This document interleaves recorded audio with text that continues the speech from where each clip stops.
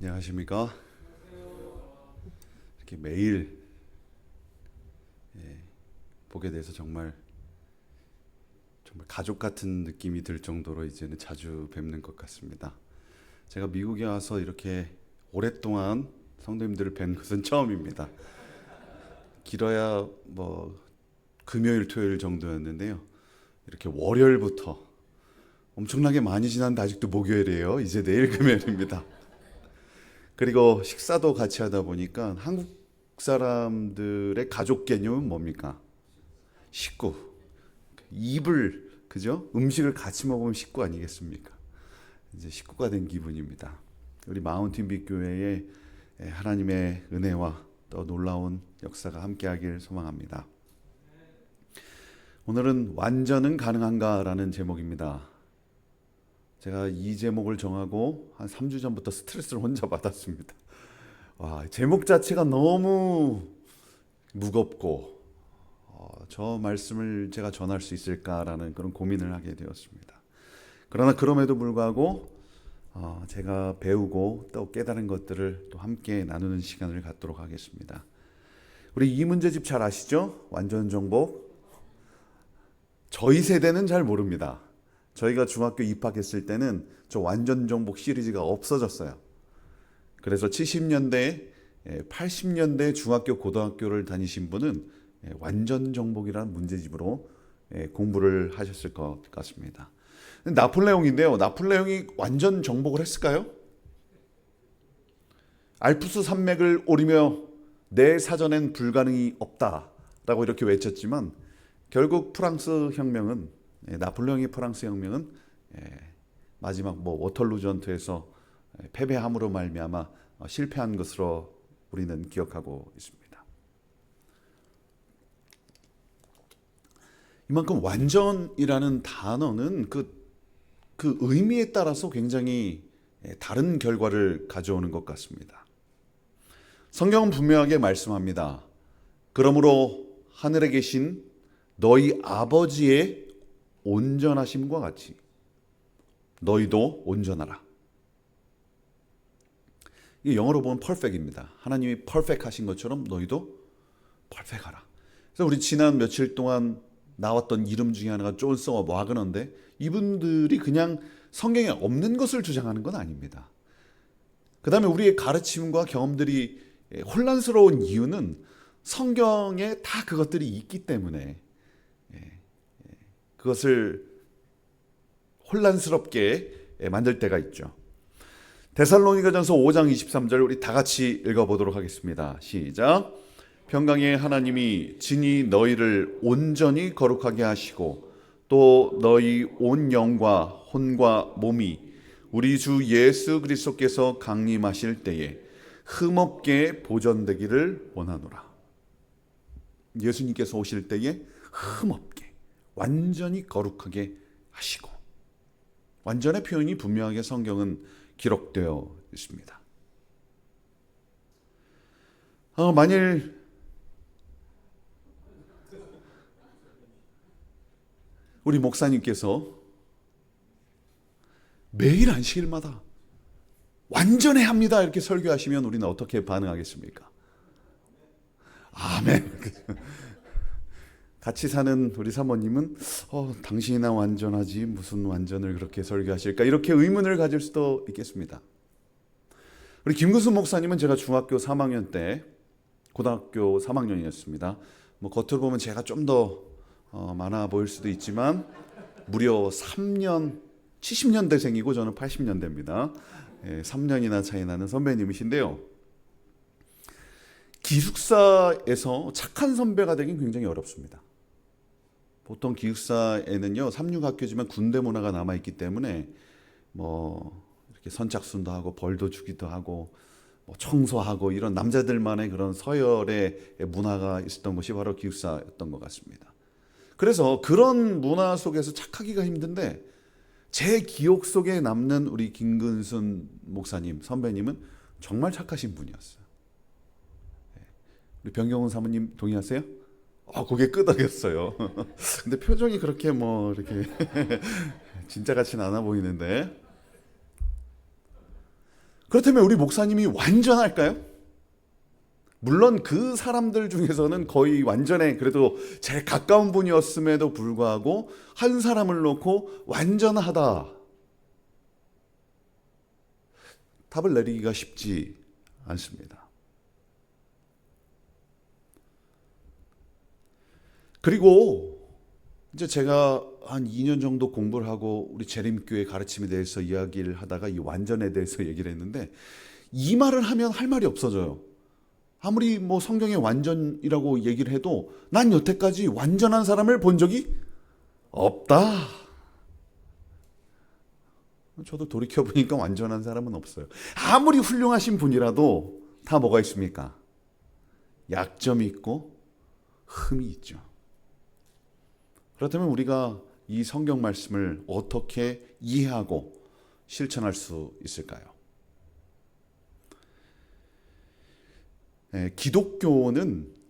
기독교의 사상들은 우리가 잘 알다시피 헬라 철학, 그리스 철학에 굉장한 영향을 받았습니다. 그래서 신학의 발전사가 철학의 발전사와 계속해서 같이 가고 지금 역시도 그 교제가 이루어지고 있습니다. 우리가 잘 아는 플라톤 들어보셨죠? 이데아. 이 세상은 불완전한 현실 세계이고 그 너머에 완전하고 변하지 않는 이상 세계가 있다. 그것을 뭐라고 부릅니까? 이데아라고 부릅니다. 우리 고등학교 때 다 배우셨을 것입니다.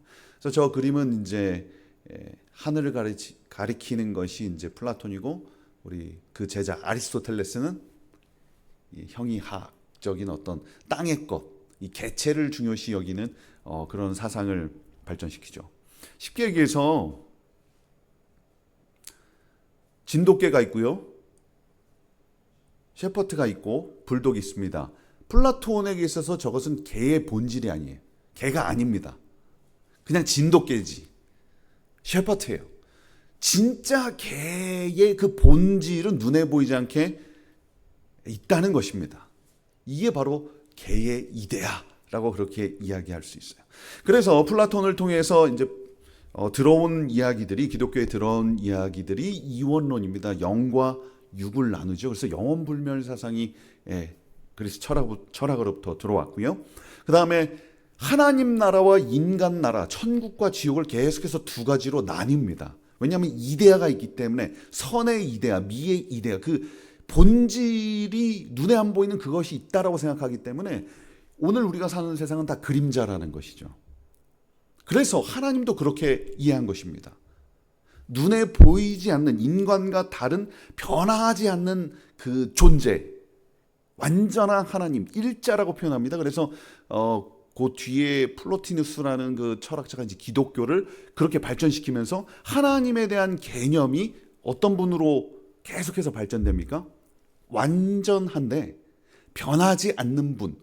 그래서 더 나아가면 감정도 없는 것 같이 보이고 절대 변하지 않는, 흔들리지 않는 그런 신의 개념이 계속해서 지속된 것이죠. 그렇다면 이 완전은 누구에게만 쓰여지는 것입니까? 하나님에게만 쓰여지는 것이죠. 인간은 변하니까요. 감정이 있고 화가 나고 불완전하니까 하나님에게만 쓰였던 그런 표현입니다. 그래서 장로교의 이제 개혁주의에서는요, 웨스트민스터 대요리 문답에서는요, 그 영향이 있었던 것 같아요. 자신의 힘으로나 이생에서 받은 어떤 은혜로 하나님의 계명들을 완전하게 지킬 수 있는 이는 아무도 없으며 우리 모두는 매일 생각과 말과 행동으로 이것을 범할 뿐이다. 어떻게 보면 우리의 현실을 적나라하게 표현했는지도 모르겠습니다. 그래서 칼빈주의 계열의 교회들은 불완전 성화, 우리는 법을 지킬 수 없다라고 분명하게 이야기합니다. 그런데 이 교리와 이 가르침에 대해서 영국에서 반대하는 의견이 나왔습니다. 그것은 우리가 어제도 나왔던 분인데요, 웨슬리입니다. 웨슬리는 뭐라고 기록을 했냐면, 우리는 전적인 성화를 우리의 모든 죄로부터의 충분한 구원, 그렇다면 완전이란 무엇인가? 그것은 여러 의미를 가지나 무엇보다도 그것은 완전한 사랑이다. 사랑하는 것을 웨슬리는 표현을 했습니다. 완전은 점진적이기도 하고 순간적이기도 하다. 만일 죄가 죽음 이전에 그치면 당연히 순간적인 변화가 있음이 틀림없다. 완전히 없는 처음 순간이 있다면 완전히 있는 마지막 순간도 있음이 틀림없다. 그래서 완전한 어떤 entire sanctification에 대해서, perfection에 대해서 웨슬리는 그렇게 주장을 했습니다. 물론 이제 웨슬리의 사상을 보게 되면은 이제 죄 없는 완전, 그리스 철학의 영향을 받아서 하나님과 같은 그런 변하지 않는 그런 완전을 이야기하진 않습니다. 끊임없이 뭐하는 역동적으로 변하는 완전에 대해서 웨슬리는 가르쳤습니다. 그렇다면 우리 재림교회는 어떤 가르침과 믿음을 가지고 있을까요? 우리 또 이제 약간 졸려온 얘기를 하는데 이제 4일째 나왔던 이름들 또 반복하다 보면 이제 우리 집회가 다 끝나면 그 몇 명 이렇게 그 사람 들었던 사람이야. 이제 요 정도까지만 하셔도 정말 많은 발전이 있을 거라 생각되어집니다. 그래서 또 나옵니다. 우리가 많이 나왔던 분 데스몬드 포드. 이 목사님 교수님께서는 인간은 타락한 본성을 가지고 있기 때문에 완전은 뭐하다? 불가능하다. 오직 전과된 그리스도의 의만이 유일한 완전이며 신자는 그리스도의 의로 인해 의롭다 여겨지는 것이다. 이것이 구원이다. 마음에 와닿죠. 데스몬드 포드의 주장은 이것이었습니다. 반대 주장, 우리가 마지막 세대 신학에서 가장 중요한 사람이 누구라고 말씀드렸죠?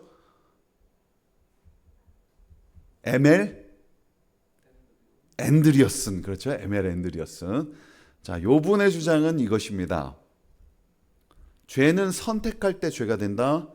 그리스도가 타락 후 죄된 본성을 가지고 오셨음에도 승리한 것처럼 우리도 뭐 할 수 있다? 승리할 수 있다. 요게 이제 이 뭡니까? 마지막 세대 신학의 기초예요. 죄론과 그리스도론. 죄가 뭐냐? 그리스도가 인간이신데 어떤 인간으로 오셨냐? 요걸 기초로 해서 그분들의 구원론이 시작되죠. 그래서 하나님의 율법과 정부가 옹호되기 위해서는 마지막 세대가 율법을 완전히 지켜야 한다. 왜냐하면 이 법을 만드신 분이 누구예요? 하나님이시기 때문에 법을 만드는데 사람들이 못 지키면 누구 잘못이에요? 하나님 잘못이니까 하나님께서 만든 법을 인간이 지킬 수 있도록 해야 하나님이 옹호가 되는 거예요. 변호가 되는 것입니다. 굉장히 설득력이 있는, 우리 재림교회도 이 기별이 있죠. 좀 느낌은 다르지만, 그래서 그리스도의 완전처럼 죄 없는 sinless perfection을 이루어야 주님께서 재림하신다. 우리 했던 내용입니다. 이젠 좀 여러 번 반복하니까 좀 이제 좀 쉽게 오실 수 있을 것 같습니다. 그 다음에 또 누가 있을까요? 생각나는 분 한 번만. 해펜스톨. 그렇죠. 또 나오셨어요.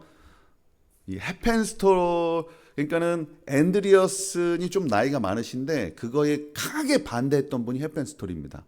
그리고 그 두 제자가 데스몬드 포드와 한스 라론데. 그래서 요 다 잊어도 요 네 분은 꼭 기억하셨으면 좋을 것 같습니다. 해펜스톨은 죄 없는 완전에 대해서 강력히 반대했고요. 인간이 할 수 있을 만큼의 완전인 것이다. 하나님과 동일해질 수는 없지만 상대적인 완전을 주장했습니다. 여전히 죄성과 연약함이 있기에 그리스도의 의와 성령으로 우리가 도달할 수 있을 만큼의 완전이다. 이것도 이제 마음에 좀 위로가 되기 시작해요. 그래서 그 마지막 세대 신학을 주장하는 분들이 가장 싫어하는 분이 해펜스톨입니다. 완전 두 분은 이 대척점에 있는, 신학의 대척점에 있기 때문에 다른 의견을 그렇게 주장하셨습니다. 그 다음에 한스 라론델입니다. 죄 없는 완전, 이분도 반대했고요. 완전은 역동적이며 발전하는 것이다. 그러니까 발전 그 자체를 완전으로 이해했던 것이죠. 전적으로 그리스도를 의지하며 동행하는 것 자체가 완전이다. 이렇게 주장을 했습니다.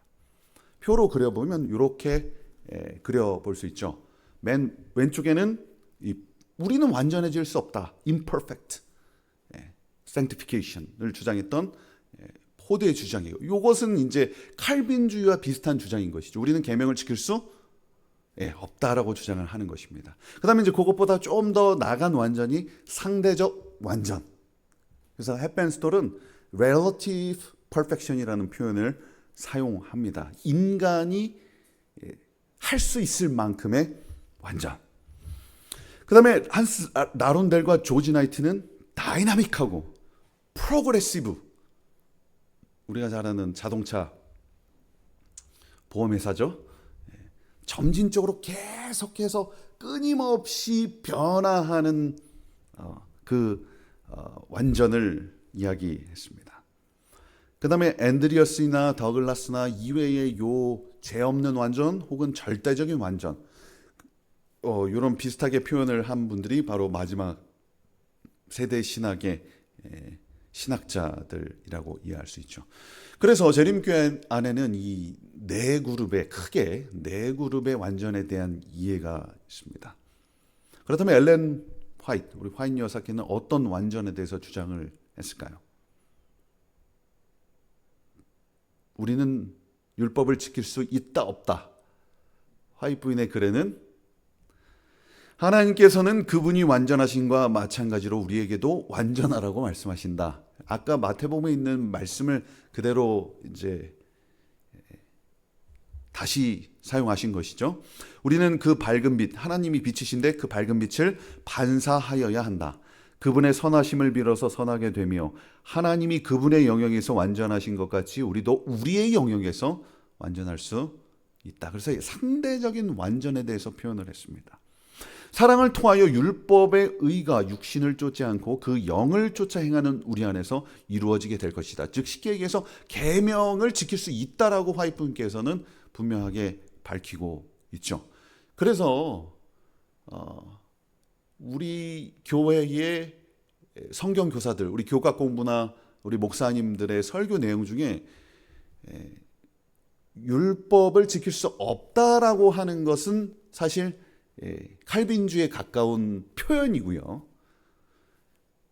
우리는 율법을 지킬 수 없지만 성령의 도우심으로 말미암아 협력하여 하나님의 계명을 지킬 수 있다라고 하는 것이 신인 협력론 혹은 화이트 부인의 사상과 비슷하다고 그렇게 이야기할 수 있습니다. 그분은 우리의 모본이시다. 에이 형제여, 그대는 그 모반자를 모방하였는가? 내 답은 아니다이다. 그분은 우리가 모방하도록 우리에게 주어진 완전하고 거룩한 모본이시다.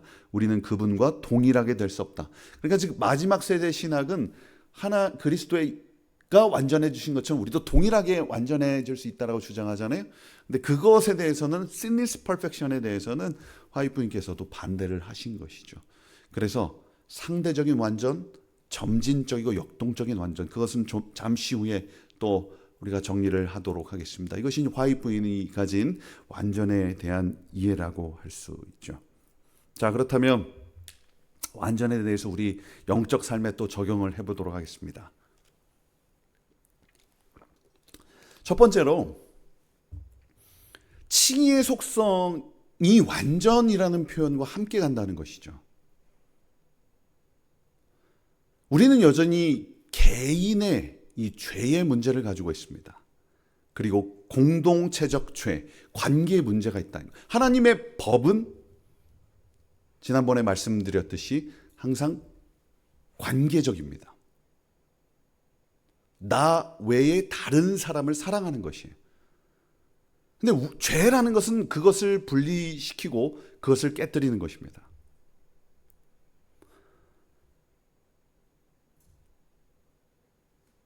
첫째 아들과 둘째 아들입니다. 이제 둘째 아들 처음 보여드리나요? 계속 첫째 아들만 나오다가 둘째 아들의 역할은 우는 역할입니다. 형이 자꾸 괴롭히면 둘째 아들의 이름은 시온인데요. 슬프게도 형이 너무 세서 종종 저렇게 눈물을 흘릴 때가 있습니다. 그럼 또 누가 혼나요? 형이 혼나죠. 그럼 형은 뭐라고 얘기합니까? 왜 나만 미워해? 매일 이것의 반복입니다. 형은 누구 편이에요? 형의 편이 없는 세상, 형편없는 세상이라고 그렇게 표현하잖아요. 이 세상이 형편은 없어요. 다 동생 편만 들고요. 옆집에 살던 분이 미국으로 가시면서 죽어간 저 여자아이들이 놀던 가방을 놓고 두 아이가 싸우는 모습입니다. 저는 저 모습을 보면서 야, 가인과 아벨이 저렇게 싸웠을까? 이게 이제 죄가 들어온 세상이죠. 관계가 뭡니까? 깨어지는 것이에요. 하나님의 나라는 형제가 연합하여 동거함이 어찌 그리 아름다운지요. 하나님의 나라 천국은요, 공동체입니다. 그래서 그 나라는 어디서 시작합니까? 여기서 시작하는 것이죠. 그리고 그러나 우리 안에는 여전히 그 관계에 문제가 있고 상처가 있기 때문에 예수 그리스도, 왕이신 예수 그리스도께서 오셔서 이 나라를 완성시키겠다는 것이 성경의 약속입니다. 인간, 어떻게 보면 인간이라는 짧은 글자 안에 우리 인생에 답이 있는지도 모르겠습니다. 사람 뭡니까? 사람 사이. 요게 좋으면 성공한 거고, 사람 사이가 망가지면 불행한 것입니다. 성경에도 살펴보면 에덴 동산을 떠난 그 죄 지은 사람들의 관계의 문제였어요. 늘. 예수님의 제자들도 예수님의 십자가 전까지 서로 사랑했어요? 미워했어요? 그들은 진짜로 예수님께서 왕이 될 것을 믿었어요. 예수님이 왕이 되시면 내가 오른쪽에 앉겠다, 왼쪽에 앉겠다, 거기까지 싸우고 있었죠. 사람 사이. 우리들의 사람 사이는 어떻습니까? 고슴도치 딜레마죠. 쇼펜하우어가 사용한 표현인데요. 우리 관계가 고슴도치 같다는 것입니다. 혼자 있으면 춥습니다. 그래서 가까이 가요. 그러면 서로가 서로를 뭐합니까? 찔러요. 아따고 네가 잘못이야, 내가 잘못이야, 너 때문이야. 그러면서 다시 멀어지죠. 다시는 안 볼 거야. 안 봤더니 며칠이 지나니까 또 어떻습니까? 추워요. 다시 옆으로 갑니다. 같이 갔더니 또 어때요? 찔러요. 그렇게 이러지도 못하고 저러지도 못하는 그 상태를 고슴도치 딜레마, 어쩌면 우리의 모습인지도 모르겠습니다. 그렇다면 제임스 화이트과 엘렌 화이트의 부부관계는 어땠을까요? 매우 좋았습니다. 근데 항상 좋은 것은 아니었어요. 제임스 화이트, 그 재림교회 설립자 3대 대장이 있습니다. 우리가 첫날 했던 조셉 베이츠, 그다음에 제임스 화이트, 그다음에 엘렌 화이트입니다. 이 열정적으로 사역을 했습니다. 그 워커홀릭처럼 잠을 자지 않고 여행을 다니고 정말 열정적으로 사역을 하다가 중풍으로 몇 차례 쓰러지게 됩니다. 그래서 그 몸이 좋지 않아서 나중에는 일을 못 맡기는 거예요. 그래서 의심하기도 하고 화를 내기도 하고 분노 조절 장애가 살짝 있었던 것 같습니다. 그리고 때로는 이렇게 업앤다운이 굉장히 심해지고, 그때 화이트 부인께서 너무 같이 살기가 힘든 거예요. 그래서 우리 교회에서는 잘 알려주지 않지만 3개월에서 한 4개월 정도 별거했던 기록이 발견되었습니다. 같이 함께하지 못했던 것이죠. 그때 화이트 부인의 글이 우리 인간은 연약하다, 완전하지 못하다라는 인간적인 글들도 남기셨죠. 그래서 우리는 완전을 이야기하지만 여전히 속죄와 용서가 필요한 존재라는 것이죠. 완전하다라는, 실제로 내가 완전해서가 아니라 완전하다라는 선언이 필요한 것입니다. 이것이 칭의적 요소잖아요. 이렇게 기록했습니다. 우리 자신의 선행을 통해서는 완전함에 결코 도달할 수 없다. 믿음으로 예수님을 바라보는 영혼은 자기 스스로의 의를 거부한다. 그는 자기 자신을 불완전한 자요, 자신의 회개를 불충분한 것이요, 자기의 가장 강력한 믿음을 가장 연약한 것이요, 자기의 가장 값비싼 희생을 지극히 보잘것없는 것으로 보게 되며 십자가 아래 겸손히 엎드리게 된다. 아무리 이 땅에서 위대하고 완전하고 놀라운 업적을 행한 사람도 십자가 앞에 가면 속절없는 연약한 사람, 인간이라는 것을 고백할 수밖에 없다는 것입니다. 왜냐하면 우리는 그 하나님의 존재와 이 죄성이 여전히 남아있기 때문에 그 완전에 다다를 수 없다는 것이죠. 하나님의 말씀 속에서 한 음성이 그에게 말씀한다. 놀랍게도 그는 너는 주님 안에서 완전하다는 기별을 듣는다. 이제 그의 영혼의 모든 것이 평온하다. 더 이상 자기 자신 속에서 무엇인가 가치 있는 것, 하나님의 은총을 얻으려는 어떤 공로를 찾고자 발버둥치지 않게 된다. 칭의적 완전입니다. 완전하다고 선포해 주시는 거예요. 너희 자신의 의가 아닌 그분이 너희를 위해 이루신 의로서 그분 안에서 너희는 완전하다.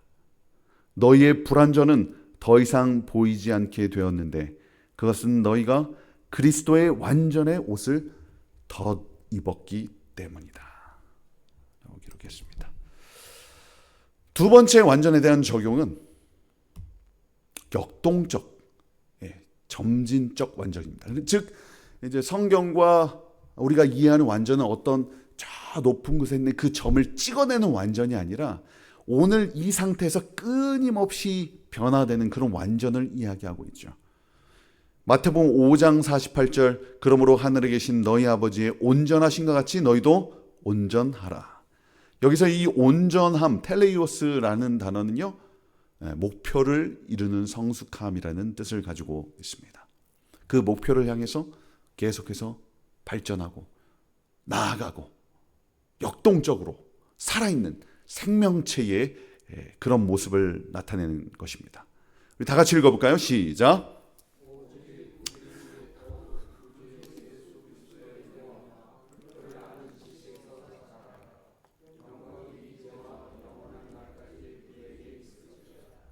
자라가라, 성장하라. 실물교훈에는 발전의 매 단계마다 우리의 생애가 완전하여질 수 있다. 또 계속적인 진보, 프로그레시브죠. 진보한 우리에 대한 하나님의 목적이 성취될 것 같으면 뭔가 지금 뭐가 성결하여지는 것은 일생을 통하여 되는 일이다. 우리가 가지는 기회는 많아질수록 우리의 경험은 넓어지고 우리의 지식은 증가된다. 우리는 책임을 지기에 더욱 강하여지고 우리가 이루는 성숙은 우리의 특권과 비례될 것이다. 라고 말씀하시면서 계속적인 진보와 발전, 이것 자체가 완전, 성경이 말하는 완전이라고 그렇게 기록을 하고 있습니다. 탄생했다는 것은 자라난다는 것이죠.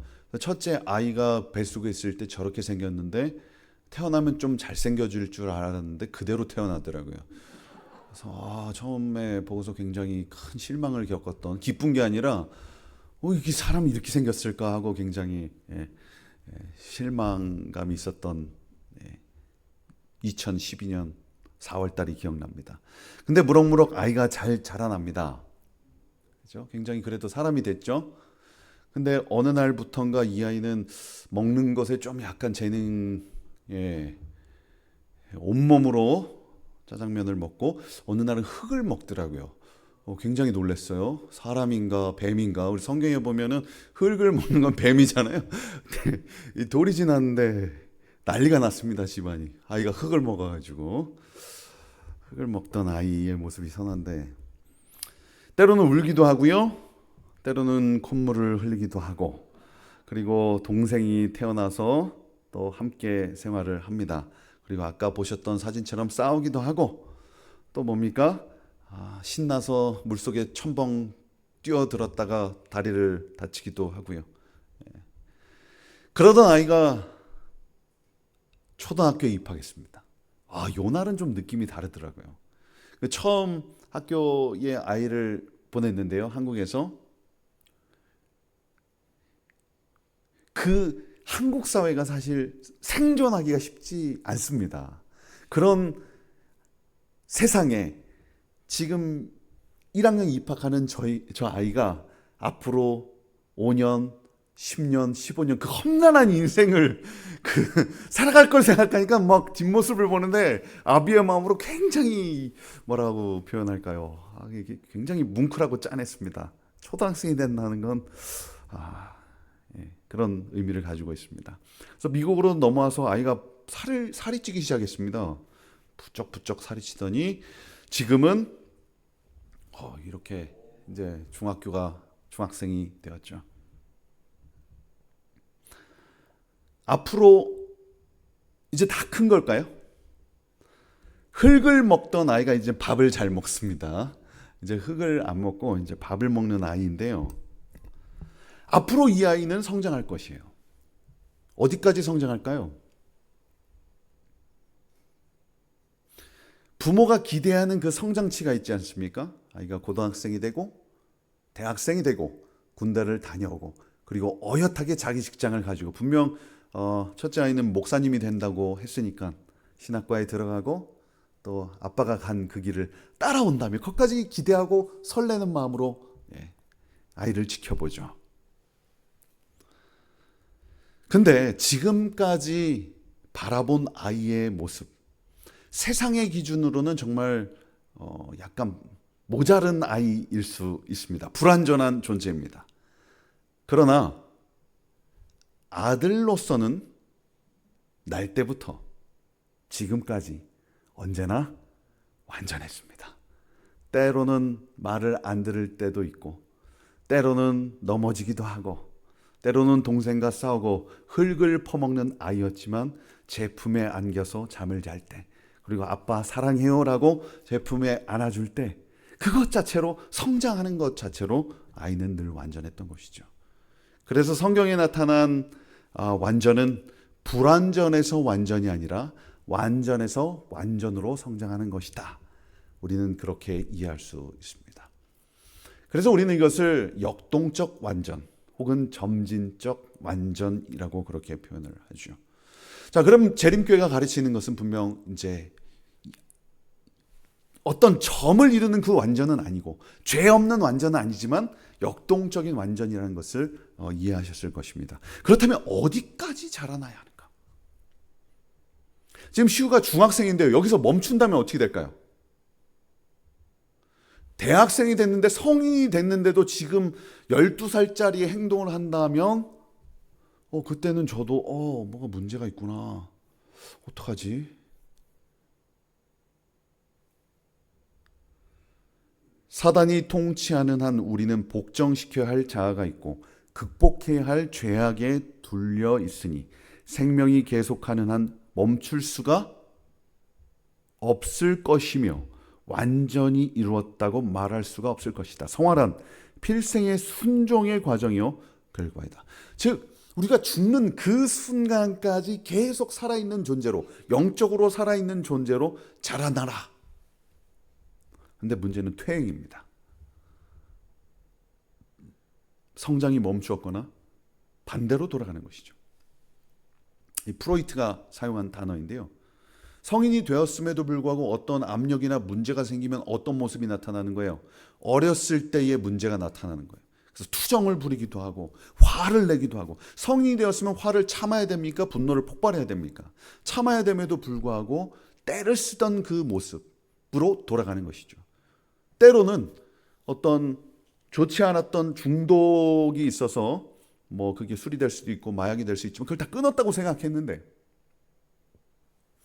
어떤 문제가 생겨났을 때 다시 그 습관들이 살아나는 것입니다. 이것을 퇴행이라고 합니다. 우리가 하나님을 믿고 하나님과의 깊은 관계 속에서 성장하는 경험을 하셨을 것입니다. 하나님께서 정말 그 은혜로 사랑하시고 내 삶이 변화되는 것을 경험하셨을 거예요. 근데 어느 순간 그것이 내 현재에도 자라나는 모습이 아니라 과거에 머물러 있는 것이죠. 영적 퇴행이 일어납니다. 다시 과거의 죄가 살아나죠. 제가 한국에서 목회를 할 때는 화를 낸 기억이 사실 많이 없습니다. 가끔 있지만 집에서도 화를 낸 기억이 많이 없고요. 제 기억으로는 거의 소리를 지르거나 그랬던 적은 없었던 것 같아요. 근데 이제 공부를 시작하고 이제 영적으로 약해졌다 그러잖아요. 예. 이제 목사를 그만두고 이제 이게 막 도서관에 앉아가지고 책들만 보다 보니까 약해진 거예요. 그랬더니 과거의 모습이 나오더라고요. 가끔 소리를 지르기도 하고. 그 아이를 혼낼 때도 감정적으로 훈육을 하게 되고. 계속 자라나야 되는데 우리는 퇴행하게 되는 것이죠. 이 지점에서 우리는 죄와의 싸움, 자아를 십자가에 못 박는 것이 무엇인지를 깨달아야 하는 것입니다. 죄와의 싸움에서 승리가 요구되는 지점이에요. 왜냐하면 여기서 더 이상 멈추고 만족하면 안 된다는 것입니다.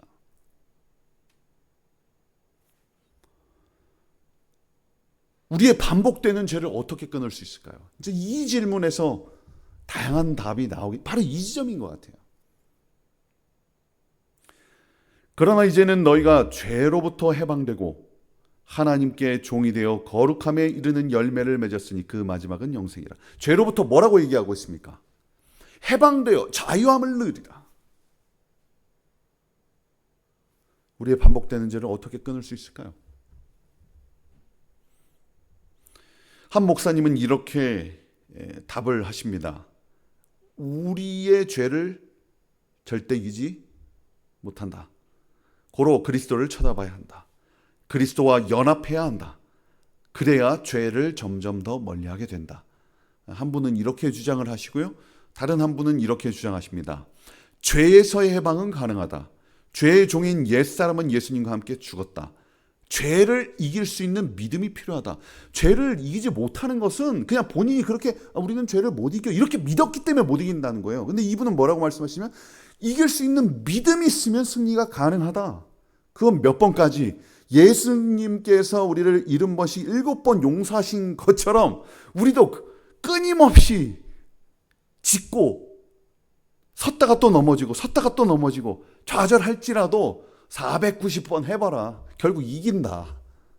근데 우리는 그렇게 도전하지 않았잖아요. 이 두 주장이 있습니다. 어느 것이 더 우리 마음속에 맞는 것 같습니까? 둘 다 그렇죠. 둘 다 좋은 말씀이에요.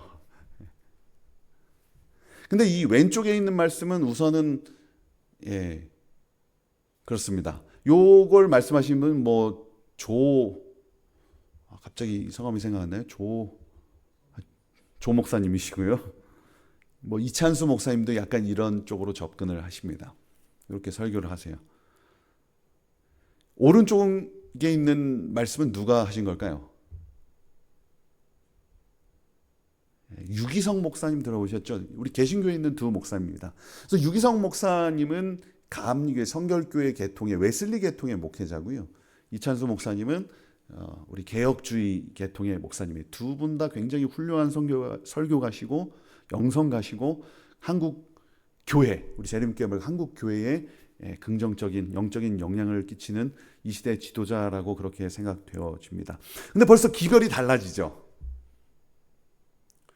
제목부터 보니까 죄를 지을 수 없게 된 사람, 굉장히 부담되는 제목을 유기성 목사님은 진심을 다해서 전하고 계세요. 이게 웨슬리의 기별입니다. 그렇다면 화이트 부인의 글들은 사실 누구의 영향을 많이 받았습니까? 웨슬리의 영향을 많이 받았어요. 그래서 화이트 부인의 글들에도 저런 표현들이 나오는 거예요. 근데 웨슬리는 화이트 부인보다 오히려 더 세게 얘기했습니다. 근데 아이러니하게 우리는 재림교회 안에 화이트 부인의 글이 있음에도 불구하고 저 오른쪽에 있는 설교는 사실 우리가 잘 못해요. 보통 우리도 왼쪽으로 얘기합니다. 그게 굉장히 우리의 딜레마인 것이죠.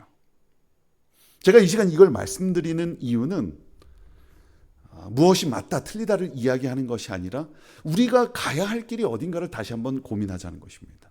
우리의 가르침과 기별이 어디로 가야 하는가. 우리가 전하지 못하니까 누가 말씀하세요? 목사님께서 또 잘 말씀해 주십니다. 화이트 부인의 글은 이렇게 기록하고 있습니다. 우리는 못 이긴다, 이긴다. 이길 수 있다, 이렇게 기록했어요. 충분히 전적으로 이길 수 있다. 그냥 막 못 이기는 게 아니라 이길 수 있다. 예수님께서는 우리를 위하여 피할 길을 만드사 모든 악한 기질과 모든 죄와 모든 유혹을 능히 이기고 마침내 그분과 함께 앉도록 하시기 위하여 돌아가셨다. 십자가에서 돌아가신 이유는 그분이 승리하셨기 때문에 우리도 승리할 수 있는 길을 여셨다는 거예요. 나는 만일 그들이 모든 저지르기 쉬운 죄와 교만, 이기심, 세상을 사랑함, 그리고 모든 옳지 못한 말과 행동을 극복하여 승리를 얻지 못하면 어느 누구도 새롭게 함을 누릴 수 없음을 보았다. 심각한 문제인 거죠, 사실은. 사실 우리 안에 영적 힘이 없는 이유는, 교회가 변하지 못하는 이유는, 계속 세대가 지날수록 신앙이 타락하는 이유는 우리가 이 죄의 문제에서 결국 그 선을 넘지 못하고 다시 퇴행했기 때문입니다. 저부터요.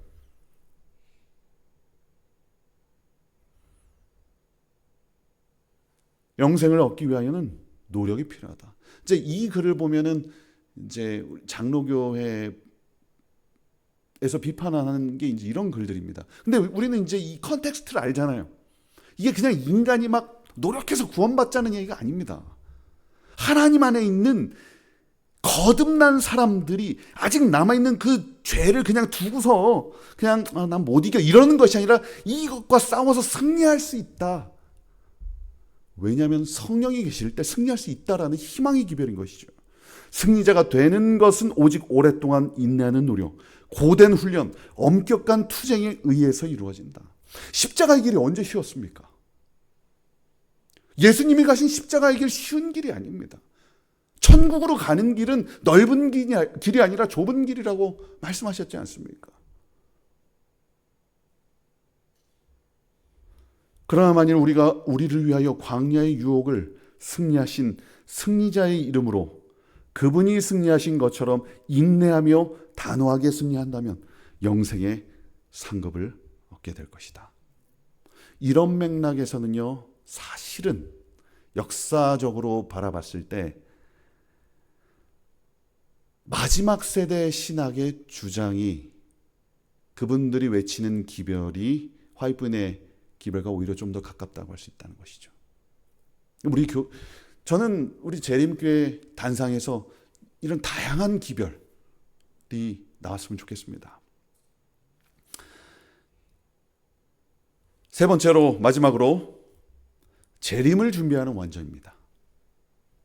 우리 재림교회는 임박한 곧 오실 예수님의 재림 이것을 기반으로 생겨난 교회이기 때문에 이것을 놓친다면 사실 동력이 없어집니다. 사실 우리가 힘이 없는 이유는 이 포인트를 놓쳤기 때문에 저도 고민하고 있습니다. 아무리 내가 막 노력을 해도 예수님이 곧 오실까 늘 질문을 하게 돼요. 못 느낀다는 것이죠. 근데 우리가 2000년 전만 해도 느끼며 살았지 않았습니까? 진짜로 예수님께서 곧 오실 것이다. 1992년 소련이 몰락하고 미국이 초강대국이 되는 순간 우리는 계시록 13장에 성취를 눈으로 경험하지 않았습니까? 처처의 기근과 지진과 말세의 징조들을 통해서 끊임없이 하나님은 경고하고 계시죠. 그때는 분명 느껴졌는데 지금은 그 신부들이 다 졸며잘세 우리의 영적인 각성이 임박한 재림을 잃어버린 때에 우리는 살고 있는 것이죠. 평강의 하나님이 친히 너희를 온전하게 거룩하게 하시고 또 너희 온 영과 혼과 몸이 우리 주 예수 그리스도께서 강림하실 때에 흠없게 보존되기를 원하노라. 강림하실 때 데살로니가 전서에서도 분명하게 기록하고 있습니다. 비난받을 것이 없는 존재로서 준비하라. 그리스도께서 당신의 교회 안에 자신을 드러내시기를 열망을 가지고 기다리신다. 그리스도의 품성이 즉 하나님의 계명이 당신의 백성 안에 완전히 재현될 때 그는 그들을 당신의 것으로 요청하시기 위하여 오실 것이다. 자, 이런 표현을 가지고 마지막 세대 신앙은 우리가 완전해져야 주님이 오신다라고 이렇게 단정 짓는데 우리의 완전함이 주님을 오시게 하는 것은 아닙니다. 그러나 주님이 오실 때 그 주님을 맞이하는 백성들의 품성에는 그 역동적인 자라남의 그 죄를 극복한 승리의 백성들이 남게 될 것입니다. 두려운 말씀이죠. 과연 우리가 그 지점을 이룰 수 있을까? 이것은 우리의 고민만이 아니라 화입 여사도 그 고민을 했습니다. 예수님이 곧 오세요. 물론 어렸을 때의 경험은, 용서의 경험은 언제 경험하냐면, 우리가 잘 알죠? 화입 여사가 어렸을 때 코에 돌에 코를 맞아서 거의 사경을 헤매며 죽게 되었습니다. 3일 동안 의식을 차리지 못하고, 그 기간 동안 이제 몇 년 동안 계속 아픈 고통스러운 그 시간들을 보낼 때에 죽음에 대한 두려움. 사실 죽음이라는 그 지점이 바로 우리가 죄를 깨닫는 지점이에요. 왜냐하면 내가 지금 죽으면 구원받을 수 있어요, 없어요? 없다라는 그 두려움, 그 지점에서 간절히 하나님을 찾았던 화입부인의 어린 시절 경험이죠. 하나님, 지금 이 상태면 내 아픈 상태로 저는 죽습니다. 두렵습니다. 용서하여 주시옵소서. 사실 도덕적인 죄를 짓기 전에 우리는 죽음으로 가는 그런 존재라는 걸 인식하는 그 지점에서 우리는 하나님을 더 간절히 찾게 되고, 그 지점에서 용서와 생명을 경험하게 되는 것이죠. 주님이 점점 가까이 오십니다. 이제 14세, 15세 소녀가 되었어요. 두려운 거예요. 예수님이 곧 오신데 준비가 안 됐어요. 예수님이 오시면 그 당시만 해도 화입부인께서 영원한 지옥에 대한 기별을 갖고 있었거든요. 예수님이 오신데 내가 구원받지 못한다면 어디로 떨어집니까? 영원한 지옥으로 떨어지니까 그 두려움에서 떨고 있을 때 캠미링에 갔는데 에스더에 관한 설교를 들었습니다. 내가 죽으면 죽으리라. 나가는 거죠. 믿음으로 뭐 하는 것입니까? 나아가는, 있는 모습 그대로 나아가는 거예요. 그래서 하나님께 나아가는 것이 구원의 길임을 깨닫게 되고, 오직 내 모습과 상관없이, 내 지금 상태와 상관없이 내가 하나님의 그 부르심에 응답했을 때, 나아갔을 때 구원, 칭의의 경험을 하게 되죠. 그리고 그 이후로 굉장히 기쁘고 행복하고 예수님을 진심으로 기다리는 그런 삶이 지속되었습니다. 근데 또 문제가 생겼어요. 화이트부인께서 어느 교회 다녔습니까? 감리교회 다녔는데, 감리교회는 이 엘렌 화이트이 가진 그 완전의 개념보다 웨슬리는 하나 더 나가요. 뭐라고 표현하냐면, 우리가 그 완전했을 때 그걸 안다고 그랬어요. 두 번째 축복이라고 그러거든요. 우리가 성화의 경험을 하지만 죄를 완전히 극복했을 때, 여기서의 죄는 우리의 본성을 극복했다는 이야기는 아닙니다. 우리가 선택할 수 있는 의지 안에서의 죄예요. 그러니까 우리가 본성까지 극복했다는 이야기는 아니고, 끊임없이 우리의 본성이 죄를 만들어내잖아요. 그럼에도 불구하고 이 본성의 죄를 누르고 내가 선택할 수 있는 그런 것들을 컨트롤할 수 있는 그 지점, 그게 이제 두 번째 축복이라고 얘기하는데, 화이트부인은 그 지점이 안 된 거예요. 그리고 또 뭡니까? 두려워요. 자신이 그 기준에 충족해요, 충족하지 못해요. 또 두렵습니다. 그래서 주님 오시기 1년 이렇게 남지 않았는데 너무 두려워서 또 고통을 당하고, 이게 이제 우리 재림교인이 많이 겪는 구원의 확신이 없는 상태죠. 우리가 1980년대, 90년대 전까지 우리가 율법을 완전하게 순종해야 구원받을 수 있다라는 가르침 때문에 재림교회는 구원의 확신이라기보다는 즐거움이 없었던 거죠. 사실 진정한 율법에 순종을 하게 되면요, 더 자유함을 누리게 됩니다. 율법의 순종은 뭡니까? 서로 사랑하고, 하나님을 내가 진심으로 사랑하고 서로를 사랑하는데 왜 그게 우리를 누릅니까? 더 행복해지죠. 더 자유롭게 되고. 왜냐하면 이 땅은 자기 욕망대로 살아가는 나라인데, 우리가 하나님의 법에 순종하게 되면 하나님 나라에 이미 들어왔기 때문에 서로 사랑하며 용서하며 함께하는 그 삶, 그 기쁨을 하나님께서 주시죠. 근데 그 율법에 대한 잘못된 이해로 즐거움이 없어요. 화이트부인은 그 높은 성화의 기준으로 인해서 눌렸습니다. 어떻게 해결했을까요? 꿈을 꿉니다. 한 꿈을 꾸고 두 번째 꿈을 꾸는데, 예수님을 만나고 싶은 강렬한 소망, 이거는 뭐 하나님의 특별 계시로 만들어진 꿈이 아니라 그냥 자연스러운 꿈이었던 것 같아요. 믿음으로, 그게 녹색끈이 나옵니다. 예수님과 지속적으로 연결될 수 있다는 메시지를 받죠.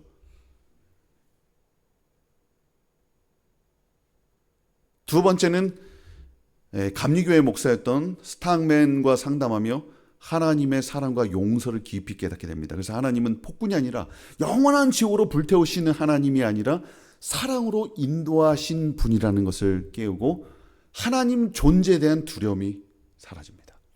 즉 하나님의 품성에 대한 그 오해가 풀렸을 때 구원의 확신과 즐거움이 회복되었습니다. 그리고 이렇게 기록합니다. 내가 레비 스탕맨과 함께 한 단 몇 분 동안 내가 평생 들어왔던 모든 설교와 권면보다 하나님의 사랑과 자비로운 온유함에 대해 더 깊이 깨달았다. 결국 이 임박한 재림에서, 그 재림을 준비하는 삶에서 핵심은 뭡니까? 그 높은 단계에 이르는 그 성화를 가지고 있지만 결국 하나님의 사랑과 자비를 깨닫고 그리스도를 붙잡았을 때 기쁨과 즐거움으로 예수님을 맞이했던 화이트 부인의 경험입니다. 저는 18살 때, 고3 때 하나님은 정말 계신가라는 질문을 계속했습니다. 제가 이제 신학과에 가기 위해서 이제 목사가 되기 위해서 고등학교 3학년을 보내는데요. 어느 순간 성경이 너무 의심스러운 거예요. 하나님이 세상을 말씀으로 창조했대. 이 말이 됩니까? 말씀하셨는데 막 이렇게 막 나무가 나와. 이상해.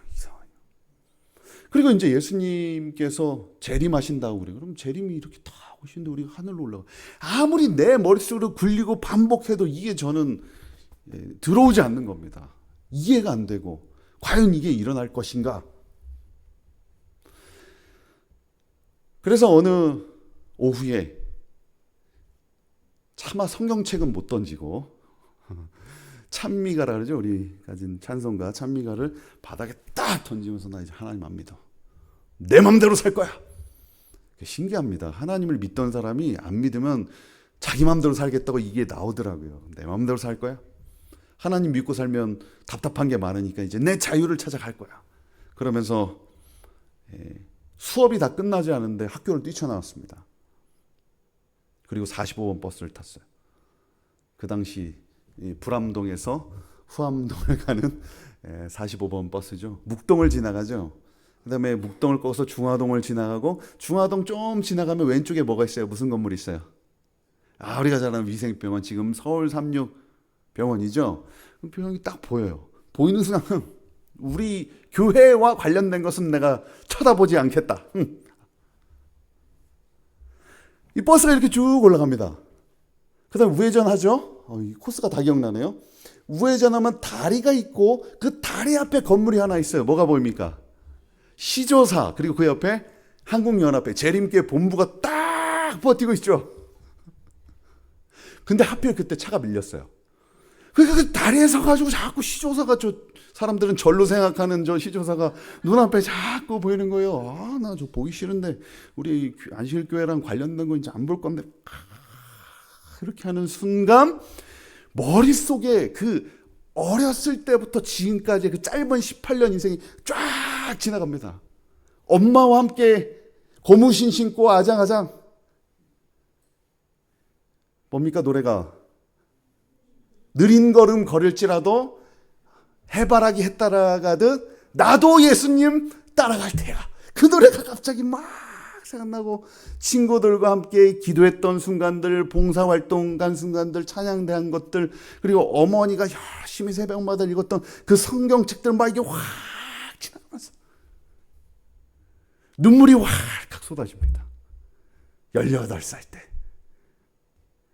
나는 하나님이 잘 이해가 안 돼요. 내 머리와 내 가슴으로 이해할 수가 없어서 나는 이분을 떠나고 싶어, 버리고 싶어. 안식일교회에 나랑 관련 없어라고 그렇게 외면하는 그 순간 성령 하나님께서 붙잡는 그 강력한 하나님의 사랑. 나는 너를 붙잡아. 나는 여전히 너를 사랑한다. 사랑한다. 버스 뒤에 앉아서 진짜 그 눈물 범벅이 되도록 그 시조사를 바라보면서 눈물을 흘렸습니다. 그리고 그것이 후암동을 가고 그대로 내리지 않고 그대로 타고 집에 들어왔어요. 그때 이후로요, 신학과 들어가서 또 방황했습니다. 나 같은 인간이 목사가 될 수 있을까 방황하고요. 여러 인생의 그 문제들이 생길 때마다 좌절도 하고 넘어졌어요. 그러나 단 한 번도 그때 이후로 의심하지 않았던 것은 무엇이냐면, 하나님은, 창조주 하나님은 여전히 나를 사랑하시고 나를 절대 버리지 않으신다는 약속이었습니다.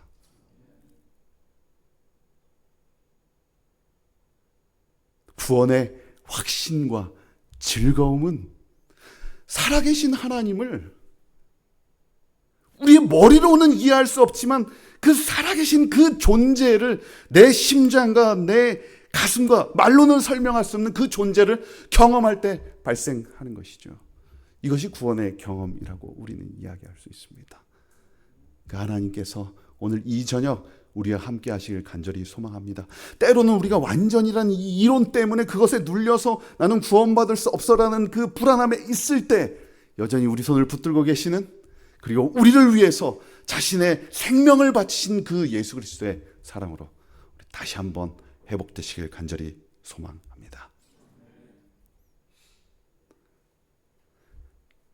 정리하겠습니다. 재림교회 안에는요, 이러고 싶지 않은데 너무 많아요, 늘. 이 교단이 굉장히 특별하기 때문에, 왜냐하면 장로교회 같은 경우는요, 이게 교리가 달라지면 분리해서 나갑니다, 다.